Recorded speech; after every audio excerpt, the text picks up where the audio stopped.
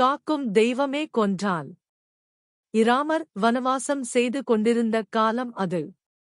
ஒருநாள் இராமர் தன்னந்தனியாகக் காட்டில் சுற்றிக் கொண்டிருந்தார். மிக அலைந்ததனால் தண்ணீர் தவித்தது. குடிப்பதற்கு தண்ணீர் எங்கு கிடைக்கும் என்று நீர்நிலைகளைத் தேடி அலைந்தார். கடைசியில் பம்பாசரஸ் என்ற ஒரு குளத்தைக் கண்டார். குளத்தைக் கண்டதும் மிக அவசரமாக நடந்து சென்றார். குளத்தின் கரையில் தம் அம்பையும் வில்லையும் தரையில் ஊன்றி நிறுத்திவிட்டு குளத்தில் இறங்கினார். தவிப்பு அடங்கும் வரையில் குளிர்ந்த நீரை இறுகியாலும் அள்ளி அள்ளிப் பருகினார். பிறகு கரைக்கு ஏறி வந்தார். தாம் தரையில் ஊன்றிய வில்லையும் அம்பையும் எடுத்தார். அம்பின் நுனியில் பச்சை இரத்தம் செந்நிறமாக படிந்திருந்தது. இராமர் அன்று வேட்டையே ஆடவில்லை. அப்படி இருக்க அம்பில் எப்படி இரத்தம் வந்தது? அவருக்கு வியப்பாய் இருந்தது. குனிந்து பார்த்தார். காரணம் தெரிந்தது. வேகமாக குளத்தில் இறங்க விரும்பிய இராமர் தரையை பார்க்காமலே தம் அம்பை ஊன்றியிருக்கிறார். ஊன்றிய இடத்தில் ஒரு தவளை உட்கார்ந்திருந்தது.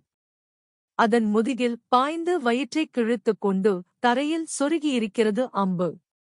இரத்த வெள்ளத்தில் மிதந்த தவளை கண்டபோது இராமருக்கு இதயம் துடித்தது. தான் அறியாமல் செய்த பிழைக்கு பதைத்து வருந்திய இராமர் அந்தத் தவளையை நோக்கினார். ஏ தவளையே, நான்தான் பார்க்காமல் அம்பை ஊன்றிவிட்டேன். நீயாவது கத்தியிருக்கக் கூடாதா?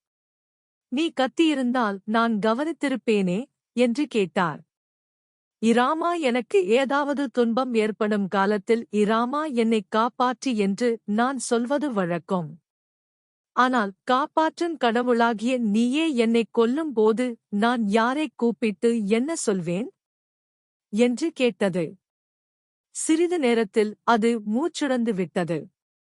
இறந்துவிட்ட அந்தத் தவளையே துயரத்தோடு பார்த்து கொண்டிருந்த இராமர் பெருமூச்சு ஒன்று விட்டார். பிறகு அழுத்துந்தியரம் மிகுந்த நெஞ்சோடு அங்கிருந்து புறப்பட்டார். அறியாமல் செய்யும் பிழையும் தீய பயனையே கொடுக்கும். ஆகையால் எந்த செயலிலும் அவசரம் கூடாது. எதையும் கவனத்தோடு செய்ய வேண்டும்.